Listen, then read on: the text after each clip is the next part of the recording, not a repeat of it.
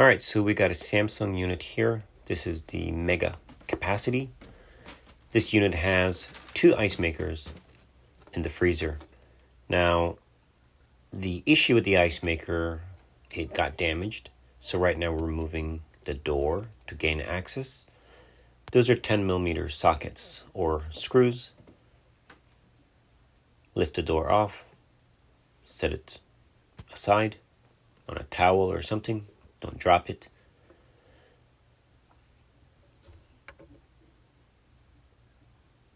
And that's the ice maker that is in question. So we are going to be replacing it with a new one. Now this unit is actually new itself, the brand new. This unit is probably a year old. And it was no longer under warranty for the ice maker.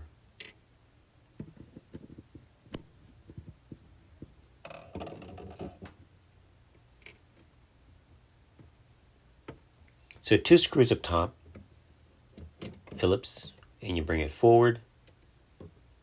It comes down pretty straightforward. Now this unit, the left and right, they both make different size ice cubes. Pretty cool unit actually, and it's pretty big. It's a 32 cubic, I think. So pretty large unit. As you can see, one ice maker is missing. So now, to get it in, it's not too bad. You want to insert your mold into the motor section. Don't forget to insert your harness.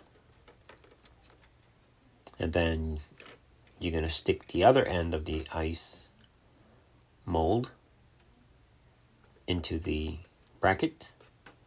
And you're basically going to just work it in. Now, there are 2 tabs at the bottom.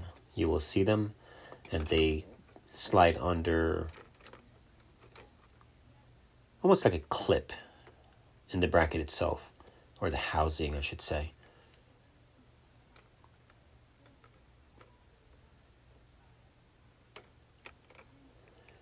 Sometimes you want to get the motor section inserted partially, and then insert your opposite end.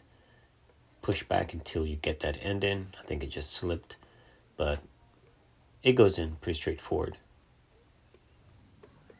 Just make sure you get your harness in before you insert the ice maker assembly.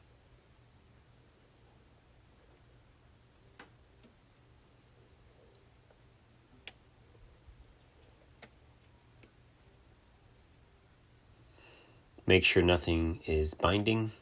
Keep in mind, the mold on the ice maker rotates quite a bit, so any harness or anything that's impeding will either get ripped off or damaged.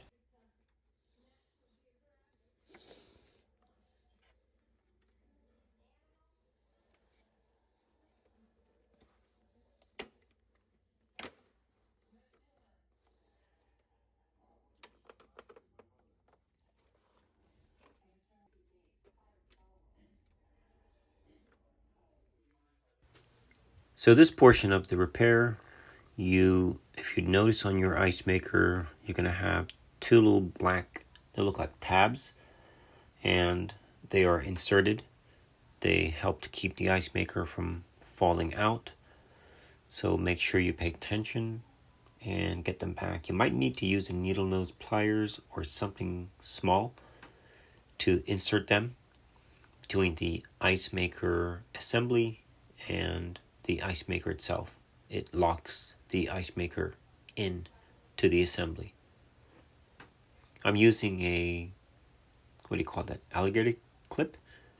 It grabs it, and I'm able to use it to get it started. Then I can use my finger just to push it in. And then you'll have 2 pieces of foam. Just go ahead and put those over to cover them.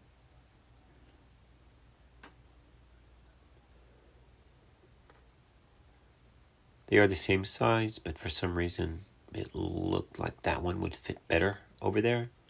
So that's where it went. Now all we have to do is get our Icemaker installed. Go ahead and don't forget to plug in your harness.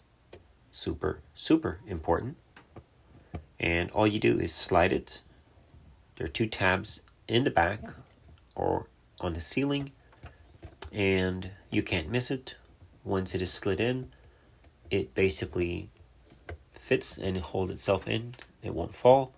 And then you just insert your 2 Phillips screws.